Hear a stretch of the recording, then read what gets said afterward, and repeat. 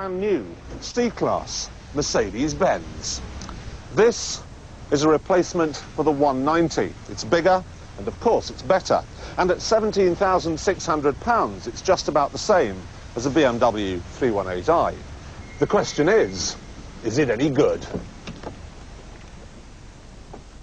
The only way you can work that out is to do what 50% of BMW buyers don't do and go for a test drive.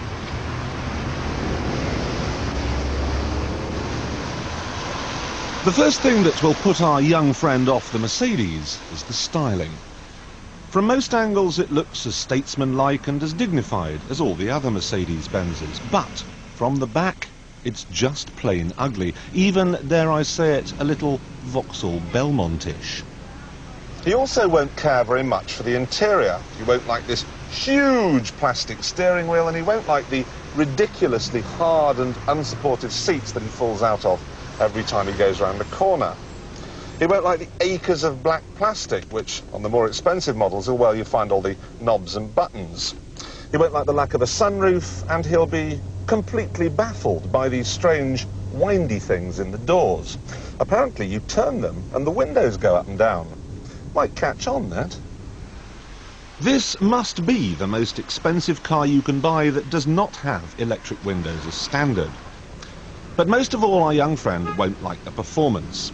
Under that huge bonnet there's a 1.8-litre four-cylinder engine, which develops exactly the same amount of power as an egg whisk. Top speed is 120 miles an hour. With an automatic gearbox, 0 to 60 takes 14 seconds. Oak trees grow faster than that. If Mercedes were gunning for the swooping young BMW driving ad man, then they have failed comprehensively and miserably. But I don't think they were. In order to find out what this car is all about, we need to go right back to the beginning and start again.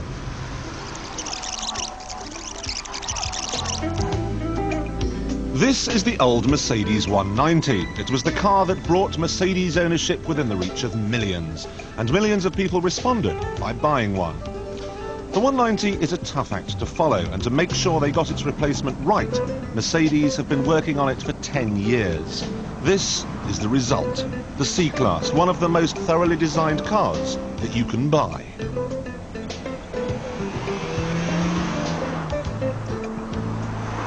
Most car-related advertising slogans are claptrap, but this really is engineered like no other car. And that badge way down there at the end of the bonnet serves as a constant reminder that life is treating you well. According to a recent European survey, a Mercedes is the most prestigious car on the market.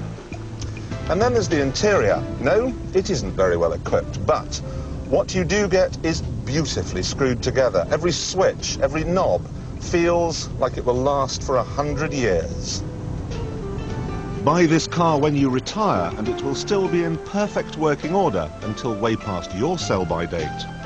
It is a slow car, but it's fast enough. It will cruise effortlessly at 70 miles an hour with not a hint of wind noise, just the gentle sound of Radio 2 to keep you awake. It won't break the bank either. It will return 28 mpg on average, and after 3 years and 40,000 miles, it will only have lost 45% of the initial purchase price. A C-Class may be expensive to buy, but in the long term, it could actually work out cheaper to run than a Ford.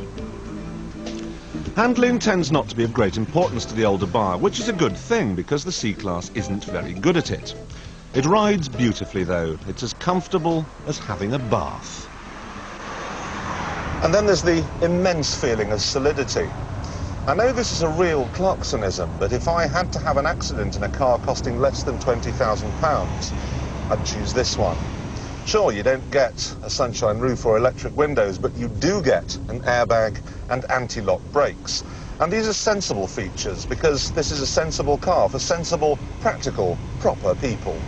So, to sum up, what we have here is a car that's too slow, too staid and too boring for younger motorists. And the faster, better equipped versions are too expensive. However, what we have here is a car that's just about perfect for people with greying temples, for people who are old enough to remember Janis Joplin and that immortal line, "Oh Lord, won't you buy me a Mercedes Benz?"